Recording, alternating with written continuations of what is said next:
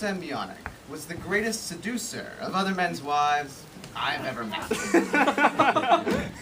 He was successful with all women for that matter, but there was a certain challenge to beautiful women married to prominent, rich, successful men.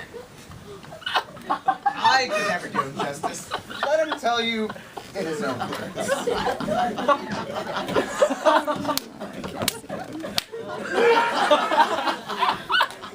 If I don't say so myself, I am the greatest seducer of other men's wives that I've ever met. I say this not boastfully, but as a matter of record. The staggering figures speak for themselves. For those men interested in playing this highly satisfying but often dangerous game, I urge you to take out pen and paper and take notes. I am going to explain my methods. In defense, married women may do likewise, but it'll do them little good if they happen to be the chosen victim. My method has never failed. Now then, there are 3 vital characteristics needed. There are patience, more patience, and still more patience. For those of you who do not have the strength to wait and persist, I urge you to take up bicycling. Rowing, perhaps. Seducing isn't for you. Now then, in order to seduce another man's wife, you must stay as far away from her as possible. Pay her practically no attention at all. Ignore her if you must. You will get to her through the husband. You're about to witness a practical demonstration. For as it happens, I am madly and deeply in love this week. My heart pounds with excitement knowing she will pass through this very garden in a few moments with her husband. Every fiber of my being tells me to wrap my arms around her and embrace her with all the passion in my heart. But observe how unmatched they are. I will be cool almost to the point of freezing. My heart of hearts and spouse approaches.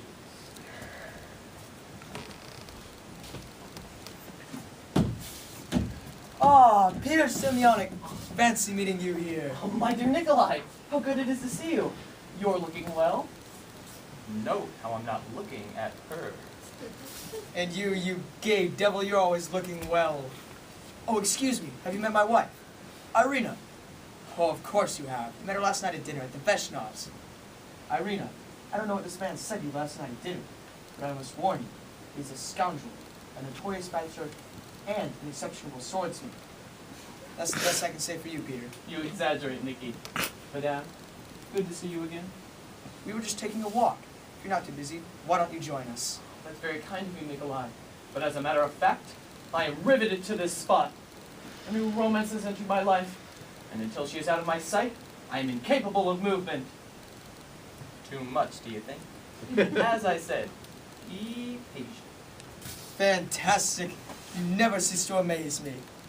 Pretty, I suppose. Suppose magnificent, suppose glorious, and you suppose correctly. Any complications? As usual, a husband that looks as though my cause is hopeless. Nonsense. I'm placing my money on you, Peter. You not ever bet, unless I'm sure of winning. Well, we're off. Good hunting, my boy. Good hunting. Madame.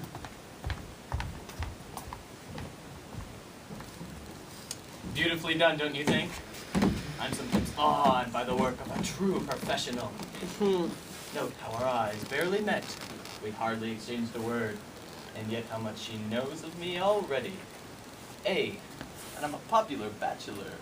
B, a man in love, always titillating towards the romantic women. C, a gifted sportsman, a nice contrast to her sedentary husband. And D, this is the most important, a dangerous man with the ladies. Quite frankly, at this point, she's disgusted by me. A, because I'm a braggart and a scoundrel. B, because I'm shamelessly frank as to my intentions. And C, 'cause she thinks she's not the one I'm interested in. Sorry if I'm overcome by my own deviousness. By the way, are you getting all this down? It gets tricky from here on in. Next step, hypnosis. Not hypnosis with your eyes, but with the poison of your tongue. Much like a venomous snake moving into the kill. And what's more, the best channel himself, the husband. Watch how I accidentally run into him one day at the club.